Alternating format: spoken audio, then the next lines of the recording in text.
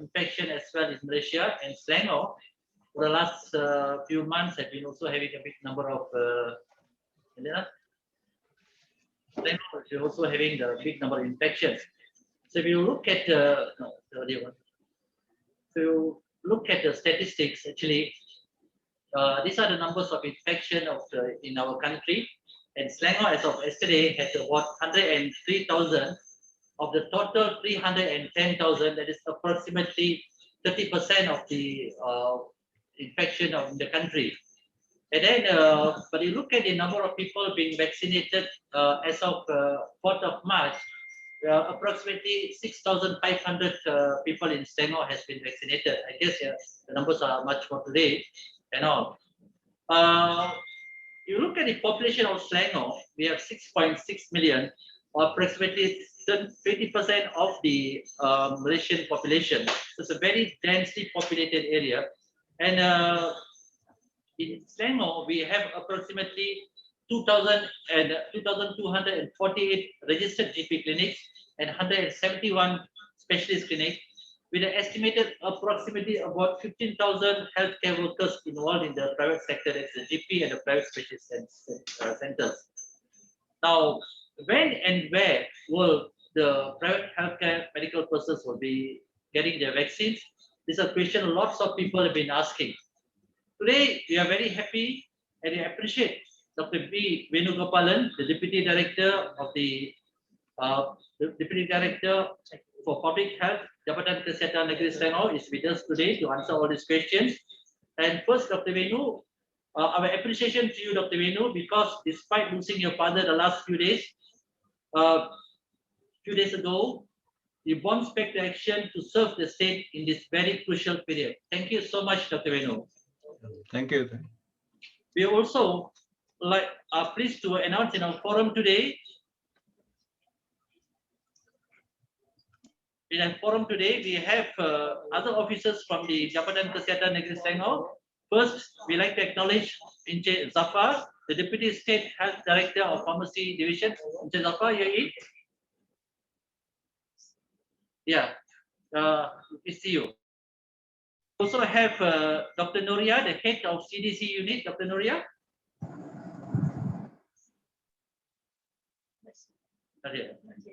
We also have Dr. Siti Hairatul, head of state NCH unit. Dr. Hairatul. Good to see you. We also have Dr. Suhaida, head of state primary care unit with us today. Dr. Suhaida? Yeah, Suhaida, yeah. Okay. Our webinar today will start with a talk from Dr. Venu, after which we will be able to answer questions raised by you. We'll be very happy if you could put your questions in the chat box. So once Dr. Venu has completed his talk, we'll be able to answer as many questions as we can. And I guess all the other officers present also will help us to answer all the questions that's raised by our participants. Without further ado, Dr. Venu, up to you. Yeah, thank you, Dr. Siva, Dr. Gaud, and everyone else. Good afternoon. First of all, I would like to thank MMA Selangor and National MMA for giving JKN Selangor an opportunity to take you through the COVID situation in Selangor, and then finally landing up with our plan for vaccination.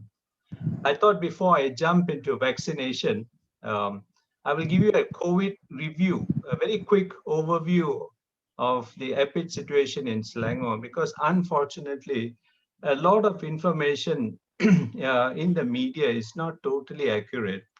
It's also fear generating without getting all the facts in. Okay, so as of 3rd of March this year, I'm going to round off the figures to the last 100. So I'm not going up to 14, 15 and all that. Selangor has reported about 102,000 cases from a national total of 304,100. So we account for about 34% of the total COVID cases notified in the country. Of the 1,141 deaths as of 3rd of March in Malaysia, there were 288 deaths in Selangor, for which our case fatality rate is 0.3%. Now, you must remember, case fatality rate is much lower when we compare to MERS-CoV and SARS, and slightly higher than seasonal influenza.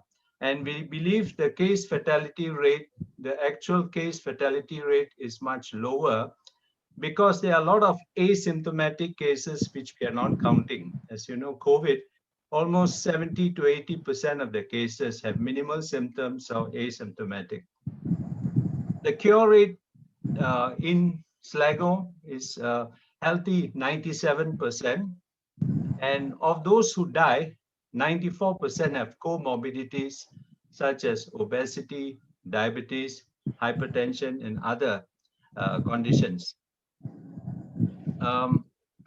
As of this period also, most of the cases, almost 84% of the cases notified cumulatively in Selangor is from workplace. Now, this is not surprising because we are testing more in the workplace.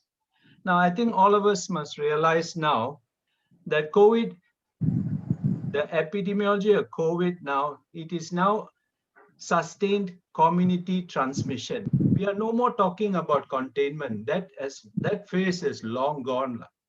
All right. So when you have sustained community transmission, what it means is when you test, you will pick up. When you test, you'll pick up. If you don't test, you won't pick up.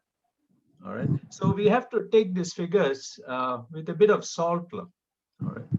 Now, before I go on, let's take the picture now looks all like doom and gloom, and all of us have failed. All the MCOs didn't work. But if you take yourself almost exactly 1 year ago, in March 2020, when we started the COVID prevention control strategies, there were actually 3 objectives. But the main one was to buy time. Why buy time? First, we did not know at that point in time how the COVID virus was transmitted. All right, there was aerosol, there was airborne. We were still not sure. So a lot of the pathophysiology of COVID was still not clear. Number 2, we needed time to work out an effective treatment plan for COVID patients because we are dealing with a novel virus. I still remember Hospital Sungai Buloh coming up with different protocols to see which worked. The third thing we were buying time is we were trying to avoid our hospitals, especially our ICU beds, from being overwhelmed, like what happened in Spain and Italy. And finally, we were buying time to get a vaccine. Now, if you critically look at all these objectives, we have achieved all this. We have achieved all this, especially when you look at ICU beds. There was a time when ICU beds was a bit critical, reaching about 85, 90%, but we were never overwhelmed. Never were we short of ventilators. Never we had to choose who lives, who dies. All right. And now, currently, the ventilator usage in ICU for COVID is hovering around 50%. So it looks like we have gone through the worst pretty well. And now we are coming to the vaccination, which is basically the end game for COVID. So, so this is the EPID scenario. All right. It is not all doom and gloom. That's why sometimes it is a bit frustrating when you read in the media, both the print and the social media, they make the Ministry of Health look very stupid. I was always wondering, what are they talking about? Can't they accept the fact that we did better than most countries? We had never had an issue with PPE. Yes, we were stressed with PPE, but we never had a critical shortage of PPE. All right. Most of our healthcare workers who get the infection is not because they didn't have PPE, but did not adhere to the SOP. So that's the current EPID picture in Selangor. So now I'll go on to the vaccination. Now for Selangor, there are 6 main hospitals which are classified as Pusat Simpanan Vaccine. In short, it's known as PSV. And they are labeled as PSV because these hospitals have what we know as the ultra low temperature freezers, or in short, the ULTF. This is important because these freezers are required for the Pfizer vaccines, which have to be maintained at least -70. And so we have 6 hospitals doing this. Next, we have 70 currently health facilities, ministry health facilities, which are designated as Pusat Pemberian Vaccine, or PPV. That is 12 government hospitals, 2 teaching hospitals, and 56 clinic kesehatan. The PPV is where the vaccines are administered to the community or to the frontliners. The issue with the Pfizer vaccine now, one is cold chain, all right? Because if you do not maintain the cold chain strictly, you might be injecting water. That is our biggest worry, all right? 2, each vial of the Pfizer vaccine has 6 doses. All right. Now, to take the last dose, you need a special syringe. If you do not have the syringe, a lot of times the last dose will be wasted. This is what happened in Japan recently, where a few million doses was wasted. All right. Third thing is, when a vial is opened, you have to use the vial in 5 hours. After 5 hours, you can't keep it back in the freezer or anywhere else, or even in the ultra low temperature freezer. All right. So that is why whenever we do vaccination, we need to be exactly sure that the right number of people are there, maybe with a buffer. Okay. Now, for frontliners in Selangor, from our line listing as of 24th of February this year, we have a total of 67,894 individuals who have been identified as frontliners for phase 1, of which 37,151 are frontliners from the Ministry of Health, 14,357 frontliners are from the private healthcare sector, which includes GPs and the private hospitals, and 16,386 frontliners from non-KKM agencies such as police, the civil defense, BOMBA, immigration, prisons, and RELA.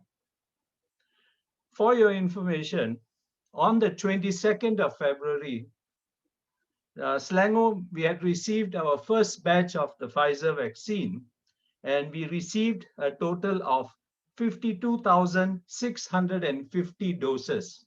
That's the first shipment. We expect by the end of phase 1, which is somewhere in April, end of April, the total number of Pfizer vaccines which we will receive by shipment 4, 5, 6, we'll get about 133,380 doses, which can vaccinate 66,690 individuals. So this supply of vaccines is planned for 6 shipments from the 22nd of February to the 28th of March. So, okay, let's see, what else is there?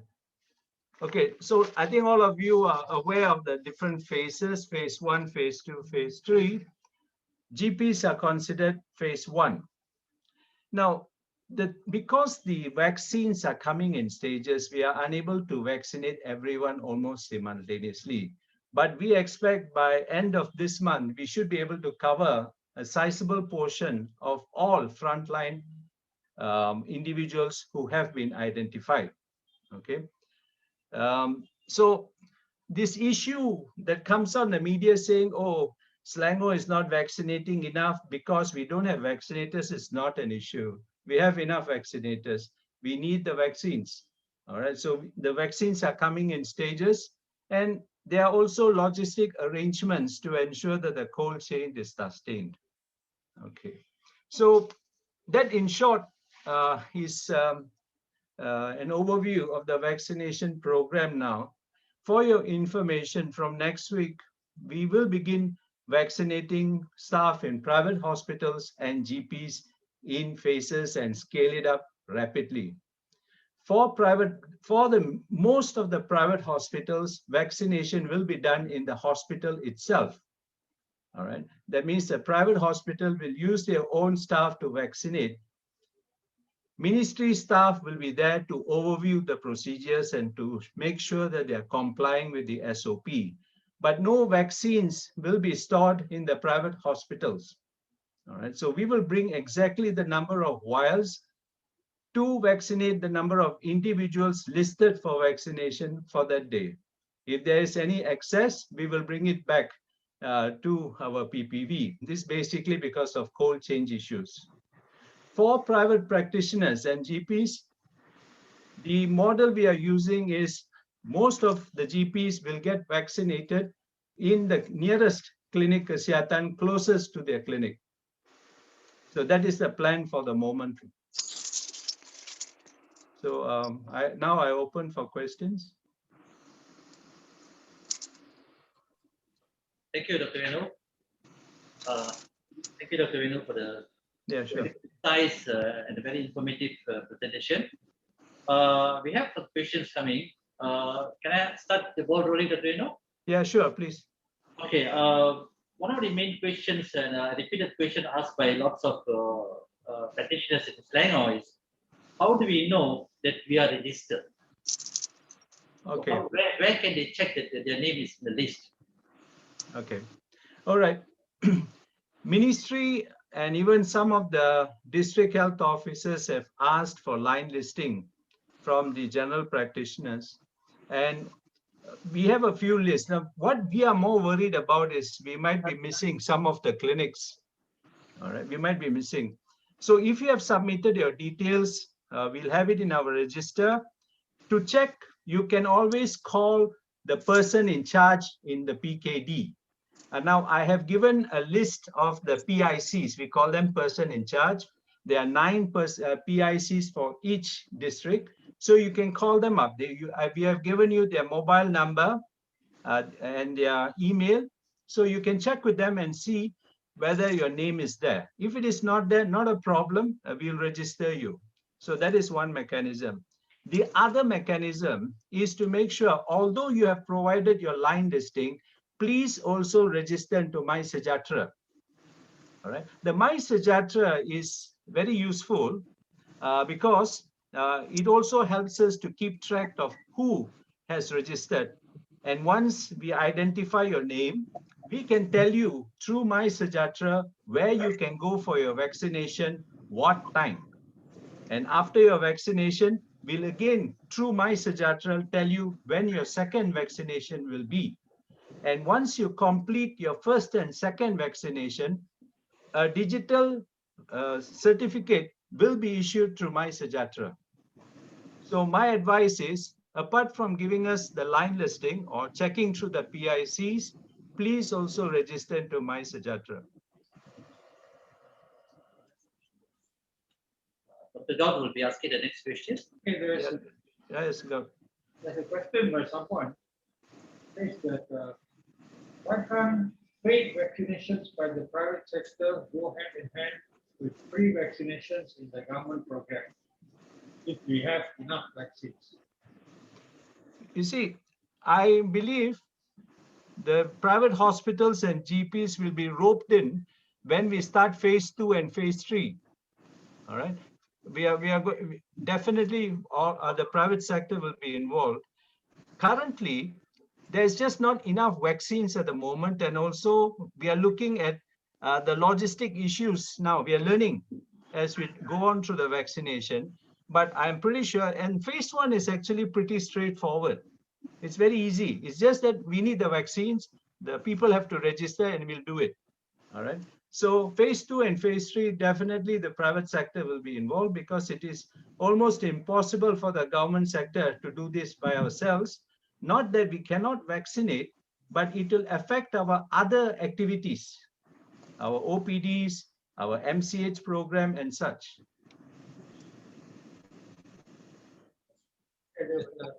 When I did vaccinated, then we became vaccinate other people. Sorry, I couldn't hear that. By someone who says, since it's a pandemic, why are the vaccines being charged for some? No, the vaccines are completely free, Yeah. even for foreigners, legal and illegal. I think there's some ignorance on the part of Dr. Venu, Yes. you mentioned the list of the PICs. Is there anywhere that it's listed in any of the websites or something? Okay, I've sent a list to Dr. Raj Kumar yesterday, and I will put it on the Facebook of the JKN Selangor by tomorrow. That'd be very helpful. Okay, sure. Thank you, Dr. Venu. The other question is that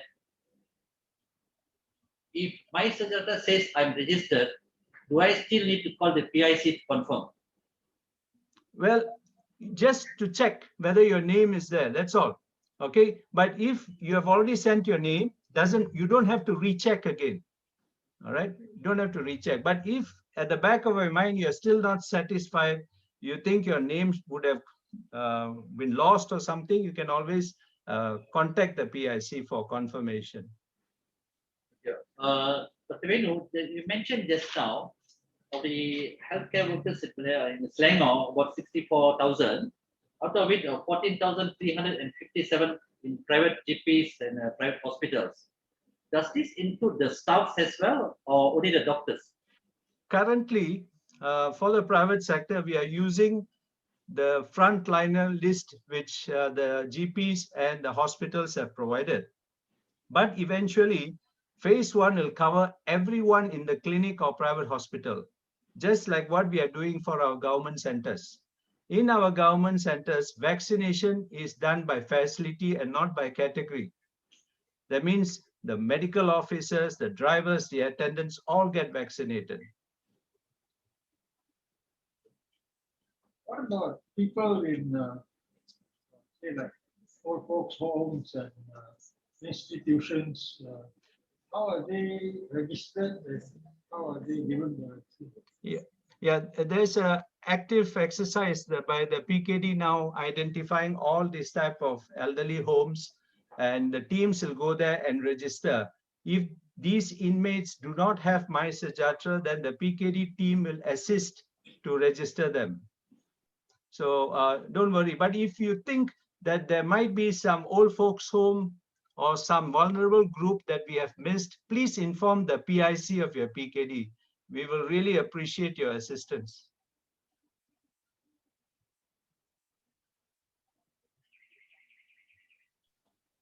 Our past president, is it true only Avicenna, STMC, and Sunway are the only hospital that has authorized to give the vaccines? No.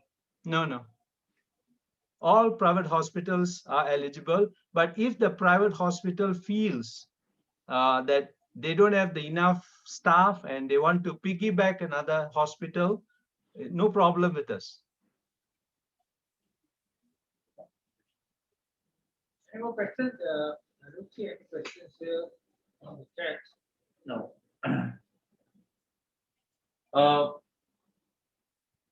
Okay. Another good question. Since the first lot of vaccines which has come is limited, what criteria will JKNS use to select the GPs who is going to be vaccinated first? No, it's actually like this. Let's say the clinic has 20 staff, right from the doctors downwards, and it's basically a quota system. So let's say we can only spare 10, all right, for now. The other 10 will be covered maybe 2 or 3 weeks down the line. So we'll actually ask the clinic, who do you want to be vaccinated first? All right, because I think you all know who is, well, higher risk per se or whatever it is. So yeah, so it's basically an issue of at the current moment lack of doses, but that should be sorted out by the end of this month. Okay, this is a question from Raj Menon, I believe, our chairman, Selangor chairman. How many vaccine doses have been allocated to Selangor? Out of how many allocated to private doctors or GPs or private specialists? I thought I had just mentioned this, isn't it? For the first shipment that came in on the 22nd of February, we had received 52,650 doses. And of this, just hold on. Of this,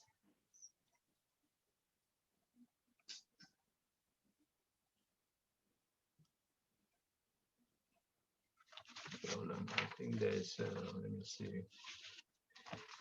Okay, of this, what we have planned is, so it's for until 28th of March, we have estimated that 37,151 frontliners will be vaccinated from ministry, 12,358 frontliners from the private healthcare sectors, including hospitals and GPs, and 17,181 frontliners from non-KKM agencies. Another very interesting question, Dr. Venu. Are we only using Pfizer for vaccination? What about with history of anaphylaxis? Are they given a choice of Sinovac, which appears to be less allergenic?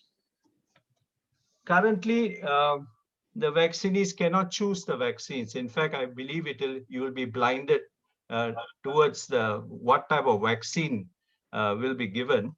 But all the vaccines will undergo a thorough review in the ministry before release for vaccination in the community. Because if we rely on Pfizer alone, we will not achieve our objective.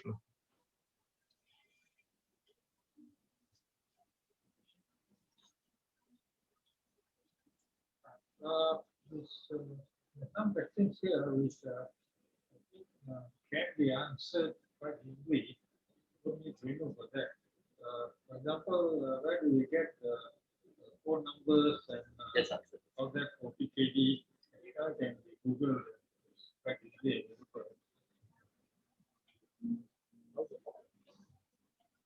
And this is another question which I think also can be answered quite easily. Will clinic kesehatan be equipped to handle emergencies after vaccination? Oh, definitely, yeah, because we have family medicine specialists and senior MOs. So handling anaphylactic reactions is part and parcel of our everyday terms of reference. So there'll always be an emergency trolley on standby and the expertise to handle that.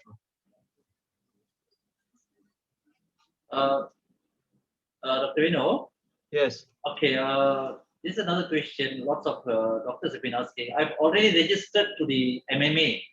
If we need to register again in MySejahtera, will it be a double entry? No, it won't be a double entry. It will not be a double entry. In fact, I think some have registered with MMA, MySejahtera, and also with PKD. Yeah.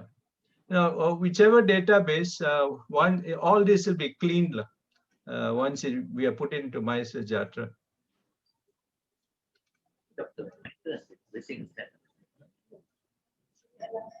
Someone asking, is it not against the law to, for a person who is vaccinated? I don't know what it means, blindfold or vaccine. Maybe it means whether it's for study purposes, whether it's double blind. I think if you're talking in terms of consent, maybe I just touch on it. Vaccination is not mandatory. All right, you can opt out. There are no punitive measures, even for government servants. And you can even opt in later. If you opt out in the first offer and later you change your mind, you can still opt in. Only thing is you have to wait in the queue.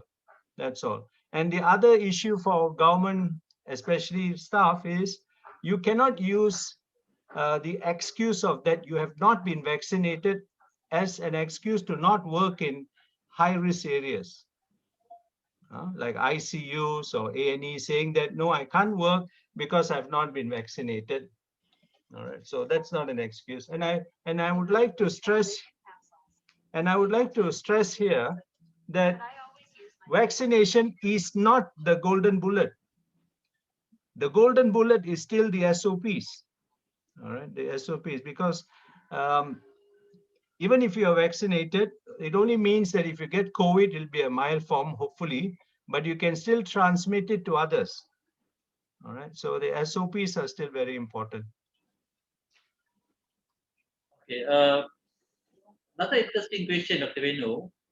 This is if a frontliner have been infected with COVID, already been infected with COVID, is there a cool period before he could get his vaccine?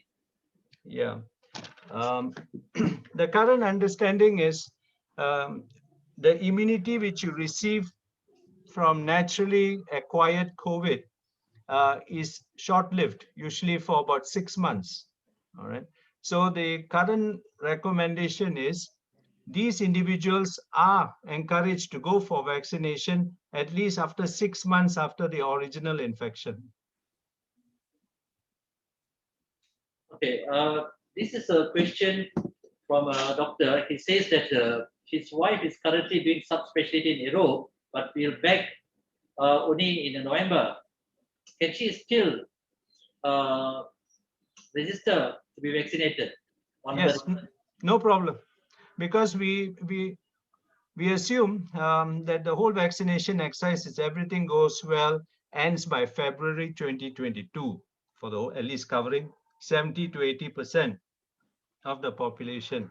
But even if you are delayed for various reasons, you can still get back on track for vaccination. There's another question here. How are you going to divide the vaccines among the different districts in Selangor? Will some district get first, or some smaller districts get later? All districts are given simultaneously, all right? But the number of doses given for different districts vary according to the population density. We repeatedly seen a hand being raised there. Dr. Mahindran Markandu, can you hear us, Dr. Mahindran? Dr. Mahindran, can you hear us? Or is it accidentally being raised? Yes, good evening. I can hear you. Okay, first question, Dr. Mahindran. Yeah, the question, in fact, I've put it on to the question and answer. But Dr. Venu, good evening. Thanks for enlightening us on this particular procedure. There are a lot of doctors who had asked a lot of questions. It's good that you have come online to enlighten them. My simple question is this.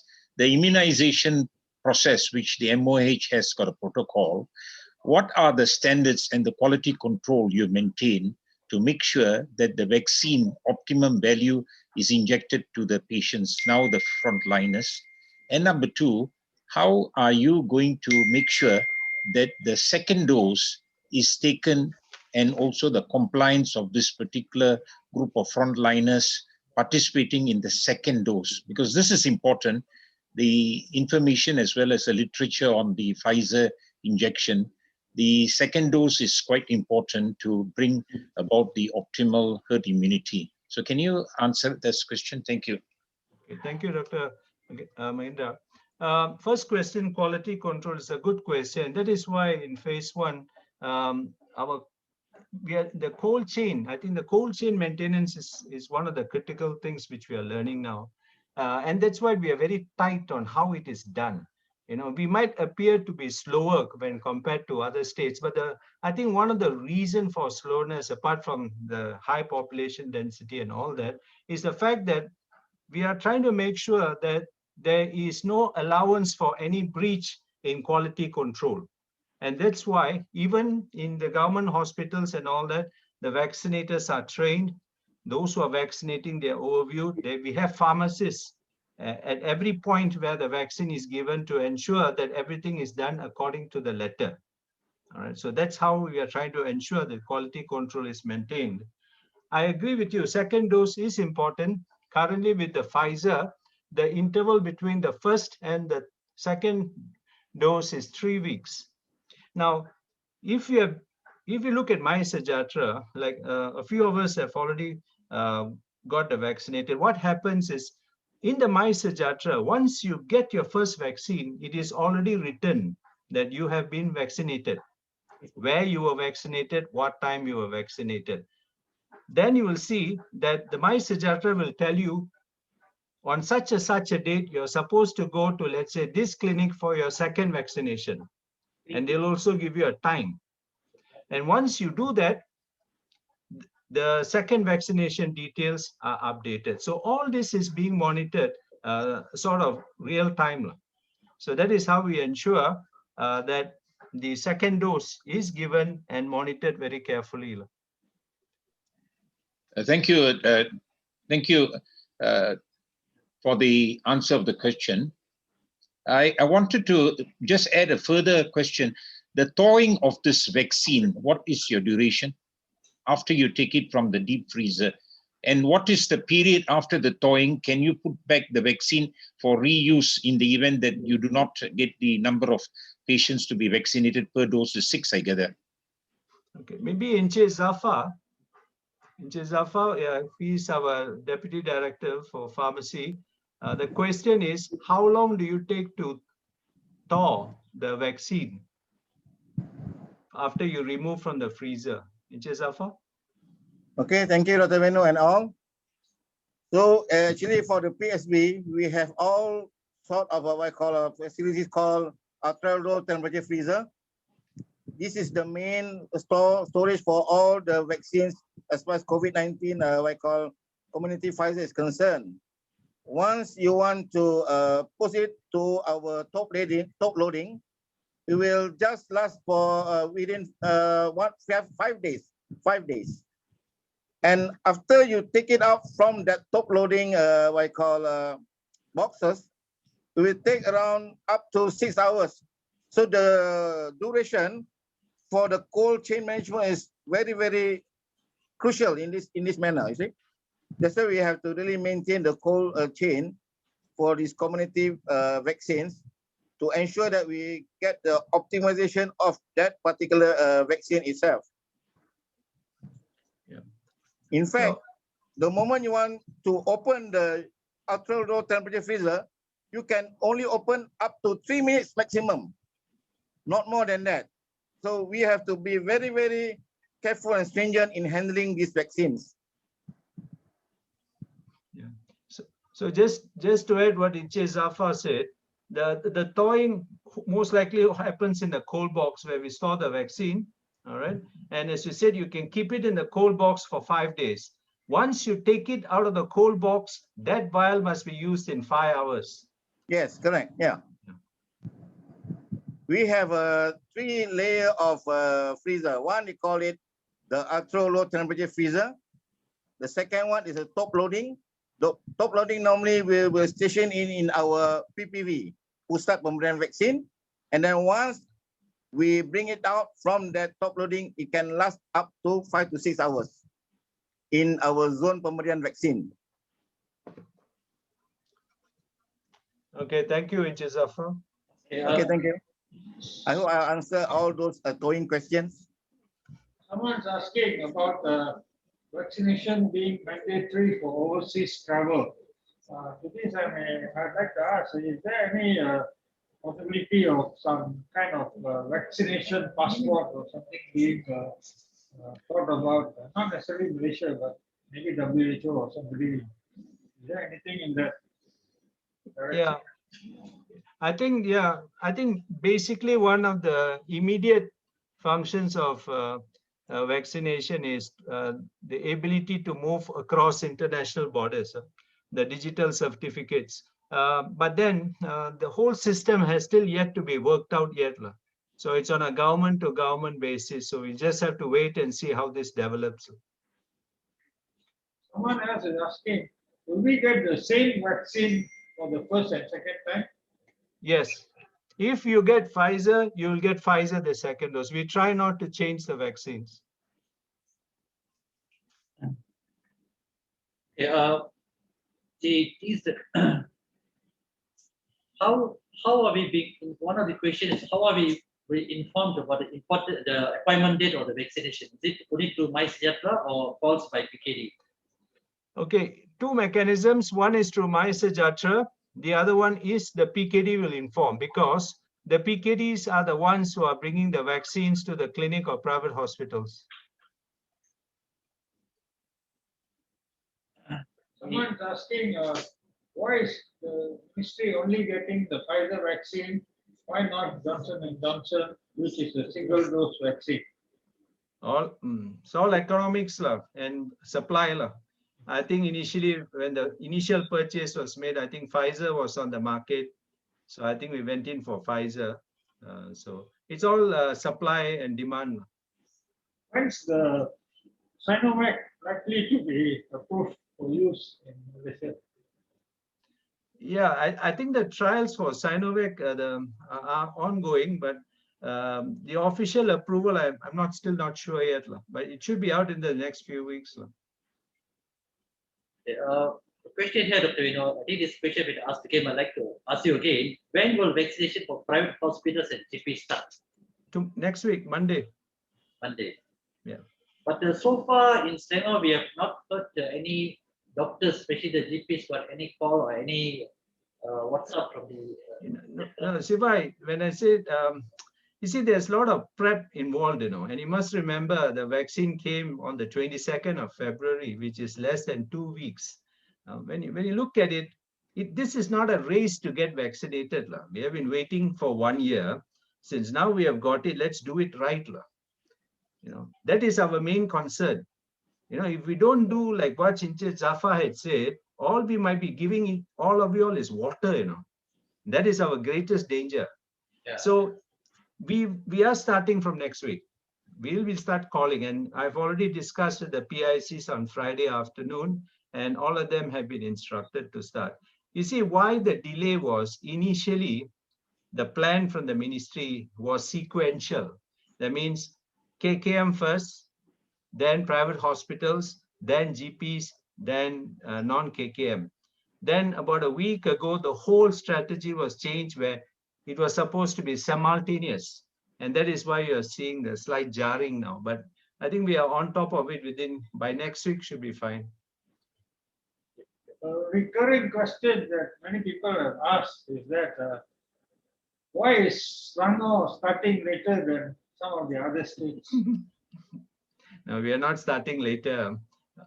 We have already started our government health facilities. We have put a timeline that by next week they should complete, and we are starting, as I said, for the private by Monday. That's a question.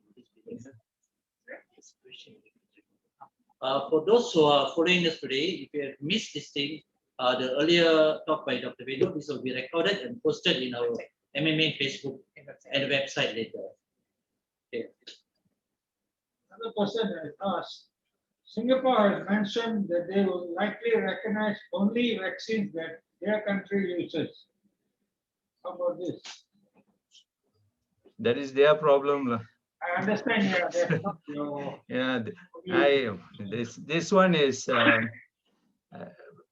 If you want to be fair globally, I think we should follow WHO recommendations. If WHO certifies that these vaccines are acceptable, then I think all countries in the world should accept them also as effective. But of course, there are some countries which have their own standards, so there's nothing we can do about that.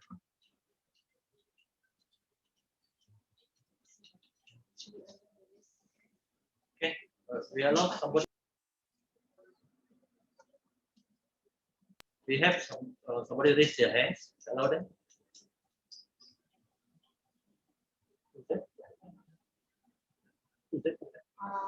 Check. Keshav. Can you have Dr. Keshav? Dr. Keshav, can you hear us?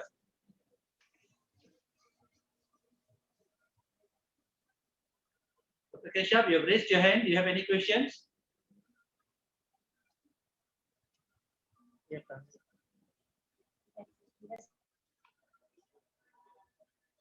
Your side, Dr. Keshav? The two people have raised their hands. Three. Yeah. Keshav, Check Kung Wong, and Edwin. Yeah. No, can you hear me? Can you hear me? Yes, Yes, we Dr. can Keshav. hear you, Okay, Keshav. Yeah. Dr. Venu, I would like to ask, based on current guidelines, this vaccination of 2 doses, how long is the immunity going to last, or would we require it yearly or whatever? Any idea? Not sure. Basically, because this vaccine has been in the market now, I think for about 6 months plus. So we are the sort of the cohort lah. So you can't have any information going back 1 or 2 years at the moment lah. So, but I presume there'll be cohort studies being done to see how fast the immunity wanes. But I think our bigger fear now is the variant COVID that is being reported in certain countries, because it will become a big issue if this variant COVID, they are resistant to the existing vaccinations. Then we'll have a big problem. We have Dr. Edwin has raised his hand. Can you allow Dr. Edwin? Lower. Anybody else? Please allow Dr. Checkpong. Dr. Checkpong? Wong Check Kung. Dr. Wong, can you hear us? Yes, to unmute yourself. Please unmute yourself.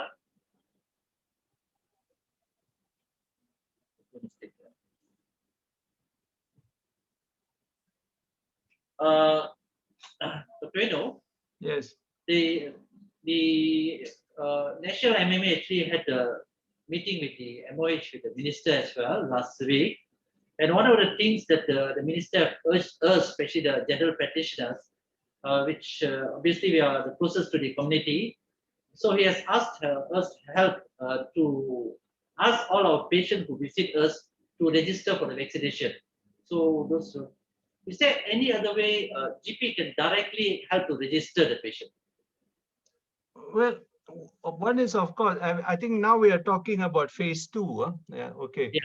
Yeah. So one way is to encourage them to register, and the other way is, if let's say they don't have or they don't know how to register, there is a mechanism where we can assist them to register in My Sajatra, even without the need for a handphone.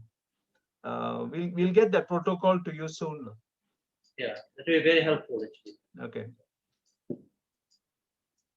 Yeah.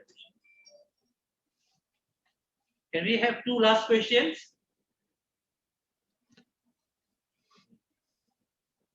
I see that there is a question saying, is there a need to do antibody test post-vaccination? No, you don't need any antibody tests. And then are the vaccines going to be given every day, including public holidays and weekends? Yes, it will be, yes. Somebody asked, can locum doctors in private clinics, not from government, get the vaccine in the first phase? Can. So it is up to the owners of the private clinic owner to register them as a frontliner.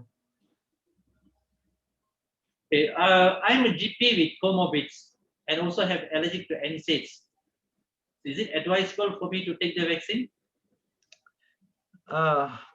You see, this, if your anaphylactic reactions to NSAIDs was a huge thing that requires a resuscitation admission, then it is best to be reviewed by a physician first. Let them go very detailed, and maybe when they vaccinate, it'll be in a very well-controlled environment. Or sometimes if the risk is just too high, the physician might just say, let's omit vaccination for you. So it's a tailored prescription. I have a question, which is not pertaining to Selangor. Anaphylactic reaction has been reported only with the Pfizer vaccine. The other, like for example, Sinovac, they have not reported anything. Maybe it's because they haven't done the vaccination in large numbers as compared to Pfizer. Yeah. I'll be very careful about reading too much into media reports. Media reports are sensationalizing. They pick reports here and there. I will wait for peer-reviewed articles in journals first, or in WHO publications, to make this type of conclusions. I have not seen, we have to see these publications. My advice is do not base this on media reports.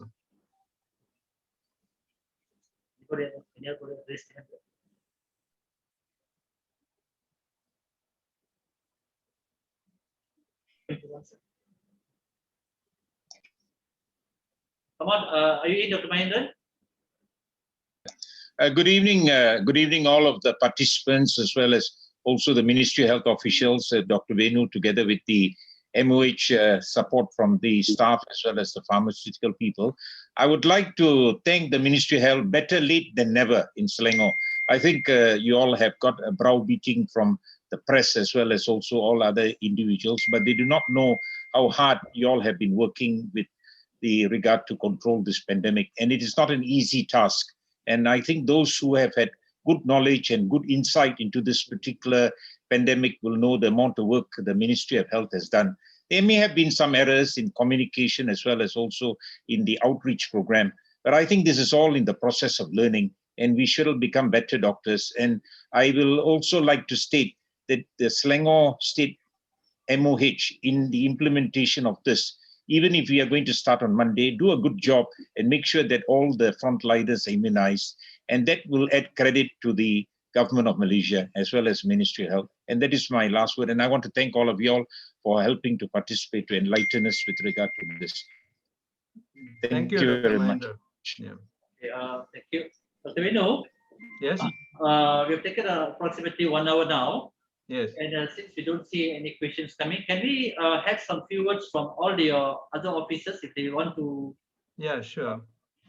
Can I we think, yeah, maybe I'll ask Inche Zafar, you have any statements you'd like to make?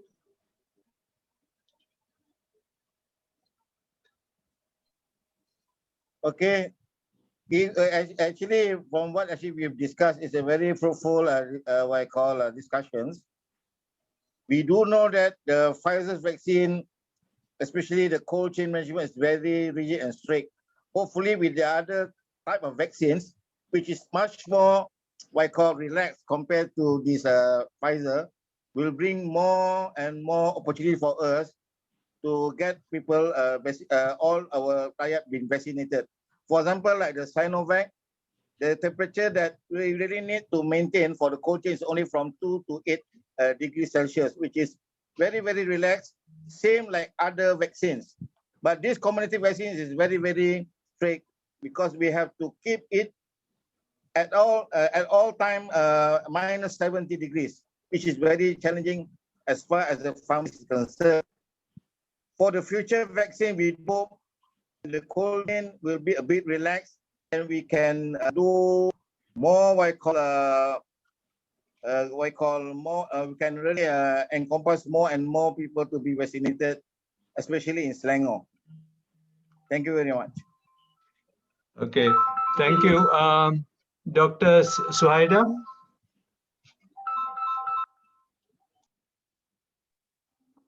Okay, I'm Dr. Suhaida. Just that I just want to add regarding the old folk homes. For now, for Selangor, we already have the list for old folk homes registered with Jabatan Kesihatan, Jabatan Kebajikan Masyarakat. And we will engage with Jabatan Kesihatan Masyarakat for the vaccination for the old folk homes.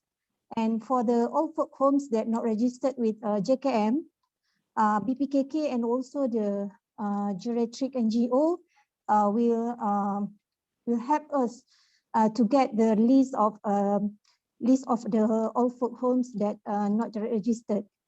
Thank you. Yes,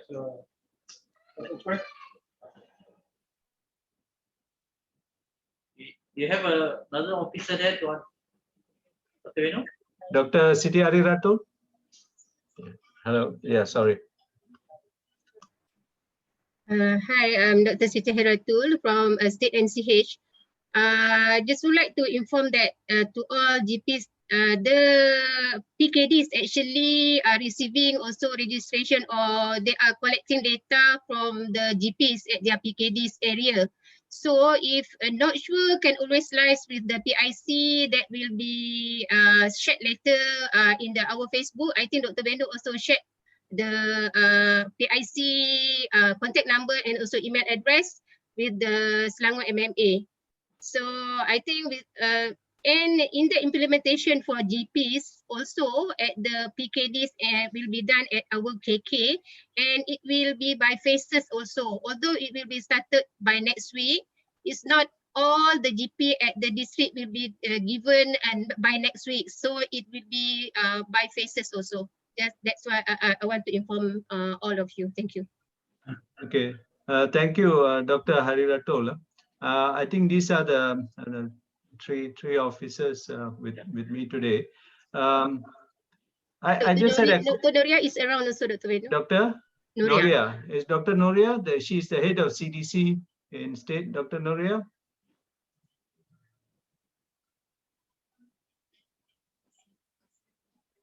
Yes, to unmute Dr. Noria. Have to unmute Dr. Noria.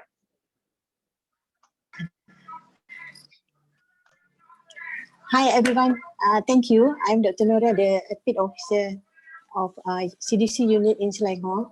So I think thank you for everyone. So hopefully we good cooperation from the all the GPs to inform the PKDs, the licensing for their frontliners, and also if any question, they can contact the state operation room for the vaccine. So we will be posted into our JKNS Facebook. Thank you. Thank you, Dr. Noria. I just got a call. Someone is asking why we are not doing like Perak, vaccinating en masse in stadiums. I have nothing against Perak, but I think we are a little bit cautious here. I think Inche Zafar has told you about our tight requirements for cold chain. And that is why, at least for phase 1, because the logistics are still manageable, we are doing it in controlled environment. Thank you. We have a question, Dr. Vinu. Do you mind taking a question? Yeah, please. Please. Dr. Mervin? Dr. Mervin says he sent a question, but we have missed it. Dr. Mervin, are you with us? Hello. Can you all hear me? Yes. Okay. Hi, Dr. Venu and the other doctors. Yeah. So I did ask a question, but also repeatedly, I think the first time I tried to email to the PKD Petaling Gmail, but the answer was not what I needed. So my question is, in the recent times, unfortunately, the GP clinics has got like high turnover of clinic staff. So of course, the ones that we register are the current clinic staff, which we are considering them as also a frontliner. But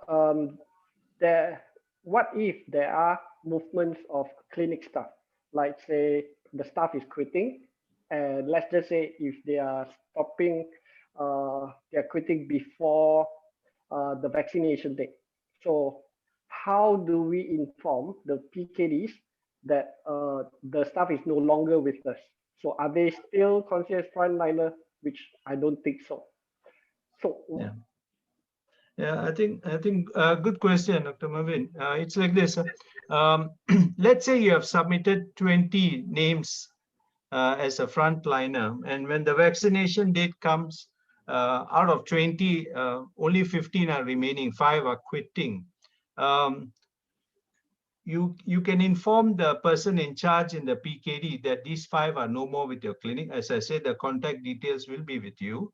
That's one way. Second way is the PKD will call your clinic to verify who is coming. So at that time also, you can tell them that out of 20, 5 are no more with your clinic. Thank you. Sorry, can I add to Dr. Venu's response just now? Okay, for all staff, if we will give the vaccination, actually we will give the appointment dates according to MySejahtera. There will be a a list of data that should be given by the GPs lah. The PKD will liaise with GP if they allocate for that date and the time of vaccination. So we need that, and it should be filled in completely, because if it is not filled in completely, or in terms of IC also, if wrongly written, so it will be rejected by the MySejahtera. So it is that is the most important thing, that we need the assistance of the GP lah to complete this. But PKD will liaise with all the GPs lah. Okay, thank you. Yeah, just to follow up what Dr. Siti had mentioned, because of the cold chain and all that, we actually will know exactly how many people are waiting in the clinic to be vaccinated by name. You know, that's how tight we are doing the line listing now. So we don't want to waste vaccines and those issues. Thank you. There's a question here. If a doctor rejects Pfizer vaccine because of fears of anaphylaxis and wants to wait for the Sinovac, will he be put to the back of the queue? Most likely, most likely, because we are unable to entertain individual requests like this when you're dealing with millions. Dr. Venu, before we let you and the other officers go, I'd like to inform you that we've been told, we have been meeting with the MOH, that in the phase 2 and phase 3, that the general practitioners or the private hospitals will be allowed to give vaccination to the people. Now, Yes. I will appeal to the MOH, JKNS, that this is, if it's on, it is going to be somewhere, I believe, around the month of April, May, and all, where we are going to start the phase 2. So I'll be very glad if JKNS could engage us to have some kind of training or briefing to prepare the general practitioners before the phase 2 or phase 3 started. But meanwhile, the general practitioners who are going interested to get involved in this scheme, they should become or register to become PK clinics, to be registered at the PHCOP. Only then you'll be allowed to participate in this vaccination for the people. Now, again, please engage us to train the general practitioners for the phase 2 and phase 3. Yeah. Thank you, Dr. Siva. In fact, phase 2 and phase 3 is going to be very challenging, and a lot of stakeholders are involved. In fact, we are in the midst of forming a sort of a think tank, and we'll involve MMA and the private hospitals in, because no one has a perfect model yet. So a lot of discussion is required, and then followed by training if necessary. Okay. There's one more question. Will a pregnant frontliner be deferred to phase 2? Because in the form for vaccination registration for PKD Petaling, it states that pregnant ones are not eligible. Yeah, this apparently an MO in PKD Petaling also said that they will defer those who are pregnant and breastfeeding. Pregnancy and lactating mothers have become a sensitive issue because Pfizer had clearly said that they have no statement, because they don't have any studies at the moment to show whether there are any side effects or not related to the vaccine on these ladies and lactating mothers. A recent guideline has come up just about 2 days ago, an advisory from ministry about how to handle this. So initially what we said, and when I say initially, I mean last week, what we said was, we will register pregnancy and lactating mothers, but we'll vaccinate them later when we get more information. But as I said, over the last 1 to 2 days, there's been a new advisory from ministry, which we're reviewing, and we'll keep you updated on this. Thank you, Dr. Venu. I think we have come to the end of the section. Thank you so much for this very informative section that we had today. I'd like to also thank all your officers who are present on this Saturday evening. I hope this is a way to go engagement and to progress together. And on our side, the MMA is always willing to be engaged to help the doctors as well to help the state in during this critical COVID-19 period. Anything else? Okay, with that, I think we'll call off day. Thank you so much, Dr. Venu and the team. Thank you so much. Okay, thank you. Have a good day.